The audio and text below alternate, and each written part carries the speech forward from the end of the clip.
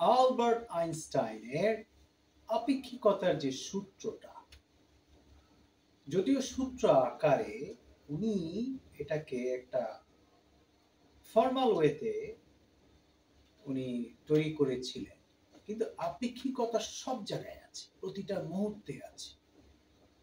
একজনের পরিপ্রেক্ষিতে আরেকজন, একটা বস্তুর পরিপ্রেক্ষিতে আরেক বস্তু, সবকিছুতে আপেক্ষিকতার আবেশে আবিষ্ট। আপনি কম্পারিজন যে জিনিসটা, সহজ কথা যেটাকে বলে তুলনা, তুলনা আপনার সব জায়গায় পাবেন। তবে এই তুলনা আপনাকে কিন্তু প্রভাবিত করে। সাপোজ আপনার একটা গাড়ি আছে, সেই গাড়িটার দাম বাংলাদেশী টাকায় 20 লাখ। আবার দেখবেন আরেকজনের গাড়ি আছে যেটা গাড়ির দাম 70 লাখ। তখন আপনি কিন্তু কম্পেয়ার করবেন যে ও 70 লাখ, আমার 20 লাখ। আমার তাহলে এটাকে আবার পজিটিভলিও ধরা যায়, নেগেটিভলিও ধরা যায়। নির্ভর করছে আপনার উপরে, আপনার মাইন্ডসেটের উপর নির্ভর করছে। এখন আপনি যদি উনার 70 লাখ টাকার গাড়ি দেখে অস্থির হয়ে যান, তাহলে বুঝবেন এই আপেক্ষিকতার বিষয়টা বা সূত্রটা আপনার উপর নেগেটিভ হিসেবে প্রভাব ফেলছে, যেটা আপনার মাইন্ডসেটকে বা আপনার মনকে নিয়ন্ত্রণ করছে না, অনিয়ন্ত্রিত হয়ে গিয়েছে। এখন আপনি এই আপেক্ষিক বিষয়টা আপনি দুই ভাবে গ্রহণ করতে পারেন, সেটা হচ্ছে ইতিবাচক ভাবে বা নেতিবাচক ভাবে।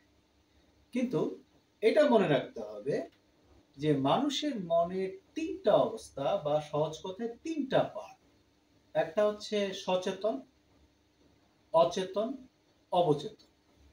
এখন আপনার অবচেতন মনের ভিতরে এই যে আপেক্ষিকতার সূত্রটা যদি বা আপেক্ষিকতা যদি ঢুকে যায় নেগেটিভলি, দেখবেন আপনি ওই যে গাড়ি 70 লাখের গাড়িটার সাথে আপনি দেখবেন নিজেই অস্থির হয়ে যাবেন অবচেতন মনে।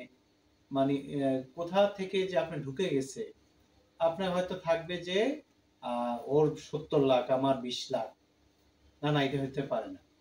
আবার পজিটিভলি যদি ধরেন, সেটাকে কি করা যেতে পারে, আপনি টার্গেট ধরবেন যে আজকে আমি 20 লাখ টাকা দিয়ে গাড়ি কিনেছি, আমাকে 70 লাখ বা 80 লাখ 1 কোটি টাকা দিয়ে গাড়ি কিনতে হবে। এতে কিন্তু আপনাকে পজিটিভলি আপনাকে আপনার মনে ঢুকলো, বা আপনি পজিটিভলি আপেক্ষিকতার সূত্রটাকে গ্রহণ করলেন। আপনি সেইভাবে চেষ্টা করবেন, টার্গেট থাকবেন ওইভাবে কিভাবে 70 লাখ টাকা বা 1 কোটি টাকার গাড়ি কেনা যায়।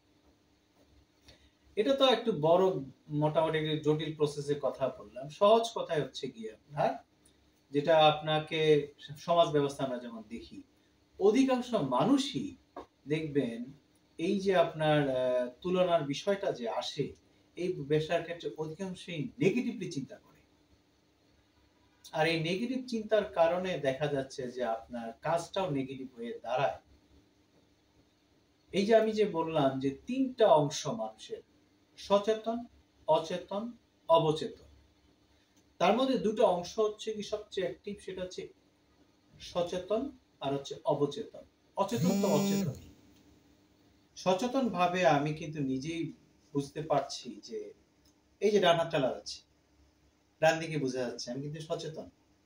আমার ডান হাতটা ডান দিকে যাচ্ছে, আমার বাম হাতটা বাম দিকে যাচ্ছে। এটাকে বলে সচেতন অবস্থা। কিন্তু অবচেতন অবস্থা যেটাকে বলে, সেটা হচ্ছে আপনি নাড়াচ্ছেন বাঁ হাতটা ডান দিকে, কিন্তু আপনার মস্তিষ্কে আছে, কমান্ড আছে, আপনি হাতটা বাম হাতটা বাম দিকে নাড়াচ্ছেন, কিন্তু অ্যাকচুয়ালি কিন্তু নাড়াচ্ছেন ডান দিকে। এই যে অবস্থা, এটি সবচেয়ে ভয়ঙ্কর মানুষের। অধিকাংশ সাধারণ মানুষগুলো দেখা যাচ্ছে এই অবচেতন মনের নেগেটিভ প্রয়োগের বা নেতিবাচক প্রয়োগের দ্বারাই আজকে আক্রান্ত বলেন, বা অবচেতন মন দ্বারাই মনে নিয়ন্ত্রিত বলেন। এতে করে যেটা সমস্যা হয়, অবচেতন মনে কিন্তু হঠাৎ হুট করে মানুষ রেগে যায়, ক্ষেপে যায়। এই দেখবেন যে মানুষ যে হুট করে রেগে যায়, তার অধিকাংশই দেখবেন 98% দেখবেন যে আপনার এই অবচেতন মনের কুফল। এই জন্য আমরা যদি অবচেতন মনের অংশটাকে নিয়ন্ত্রণ করতে পারি, নিয়ন্ত্রণ করে সচেতন মনে নিয়ে আসি, তাহলে কিন্তু আমাদের ভুলভালগুলো হয় না। আমাদের এই যে ঝগড়া হওয়া, ভুল বোঝাবুঝি হওয়া, এর জন্য অধিকাংশ দায়ী হচ্ছে গিয়ে অবচেতন মনের অংশটা। কিন্তু যারা এইটা নিয়ন্ত্রণ করে তাদের সংখ্যা কম। হয়তো তারা সুশিক্ষিত, তারা এই ব্যাপারে সচেতন, তাই হয়তো নিয়ন্ত্রণ। কিন্তু এর অর্থ এই না ওই সচেতন ব্যক্তি 100% সফল। তো এখন এই যে ভুল বোঝাবুঝি হয় আমাদের, সেটা পরিবারে বলেন, সমাজে বলেন, কাজের ক্ষেত্রে গিয়ে বলেন, এর জন্য অধিকাংশ দায়ী হচ্ছে কি অবচেতন মন। সো তিনটা যে অংশ আছে, সচেতন, অচেতন, অবচেতন, তার মধ্যে সবচেয়ে বেশি প্রভাবিত করে মানুষকে অবচেতন মনটা। ইংলিশে যেটাকে সাবকনশিয়াস যেটা অংশ পার্ট, সাবকনশিয়াস মাইন্ড। তো এই সাবকনশিয়াস মাইন্ডটাকে আমাদেরকে নিয়ন্ত্রণ করতে হবে। তাহলে আজকে অহেতুক মানুষের মধ্যে ভুল বোঝাবুঝি, এই অবচেতন মনই দেখবেন যে আপনাকে অনিয়ন্ত্রিত রাগ, অনিয়ন্ত্রিত লোভ, অনিয়ন্ত্রিত হিংসা, অবচেতন মনে এই যে গাড়িটা যে 20 লাখ টাকা গাড়ি, এই আমার 20 লাখ টাকা 70 লাখ টাকার কেন, এগুলা সে করাই হচ্ছে এই অবচেতন মন। তাই এখন আমাদের এই যে সমাজে মানে পরিবার সমাজ যেটা বলে এই যে ভুল বুঝাবুঝি ঝগড়া, তার অধিকাংশ দায়ীকে অবচেতন মন। তাহলে আমাদেরকে এই অবচেতন মনটাকে কি করতে হবে? নিয়ন্ত্রণ করতে হবে। দূর করতে পারবে না, নিয়ন্ত্রণ করতে হবে। আগে হচ্ছে মাইন্ডসেট, মনের যে আপনার মন তৈরি করা আছে, এটা সবচেয়ে ইম্পর্টেন্ট বিষয়। যাই কিছু করবেন মাইন্ডসেট, এখান থেকে সবকিছু। কেন বলি, দুনিয়ার মধ্যে সবচেয়ে সম্পদশালী মহাদেশ কোনটা? আফ্রিকা মহাদেশ। অথচ দেখা যাচ্ছে যে আফ্রিকা মহাদেশের মানুষগুলো সবচেয়ে গরিব। কেন? এই মাইন্ডসেট। কারণ তারা প্রচন্ড অলস, এই মস্তিষ্কটা অলস। দেখবেন এত সম্পদ থাকা সত্ত্বেও তারা গরিব এবং তাদের মাইন্ডসেট কি জানেন? এরা দেখবেন চুরি চামারি করবে বেশিরভাগ ক্ষেত্রে। সাউথ আফ্রিকাতে বাংলাদেশিরা গিয়ে দেখবেন যে ব্যবসায় সফল। তারা হয়তো দোকান দিয়েছে বড়, মেগা শপ দিয়েছে, কিন্তু ওইখানে গিয়ে দেখবেন ডিস্টার্ব করবে স্থানীয় যে ব্ল্যাক আছে তারা, ওইখানকার নাটাজুলু বলেন, কালার্ড বলেন, তারপরে আরো কটা যে জাত আছে এখানে, দেখবেন সবচেয়ে বেশি আজকে আমাদের দেশে যে লাশ ফিরে আসে, খুন হয়ে আসে, এই যে তাই আফ্রিকানদের ব্ল্যাকদের আপনার মাইন্ডসেটের কারণে যারা কিছু করতে চায় না।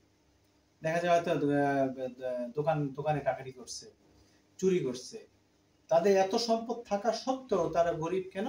তারা প্রচন্ড অলস, কাজ করতে চায় না। অথচ তাদের শরীরের গঠন দেখেন, দুনিয়ার মধ্যে অন্যতম দীর্ঘ দেহের বা সুঠাম দেহের অধিকারী আফ্রিকানরা, ব্ল্যাক আফ্রিকান যারা, কাজ করতে চায় না। তাদের মাইন্ডসেট হচ্ছে গিয়ে আলসেমি করবে, আর হচ্ছে গিয়ে খুন খারাপি, ডাকাতি, চুরি এগুলা করবে। বিষয়টা একটা এক্সাম্পল দিয়ে বুঝালাম আসলে মাইন্ডসেট। আপনি এখানে মাইন্ডসেট যদি যেটা তৈরি করবেন, সেটাই আপনাকে ওইভাবে আপনার কাজ তৈরি হবে। এখন সবচেয়ে বেশি ইম্পর্টেন্ট হচ্ছে অবচেতন মন। অবচেতন মনে যা সেট আপ করবেন, অটোমেটিকলি আপনার সেইটাই হবে। এবং উপদেশের ক্ষেত্রে আমি এটাও বলবো, আমি পালন না করলেও আমার এই উপদেশ আপনার উপকারে আসতে পারে। Thank you very much.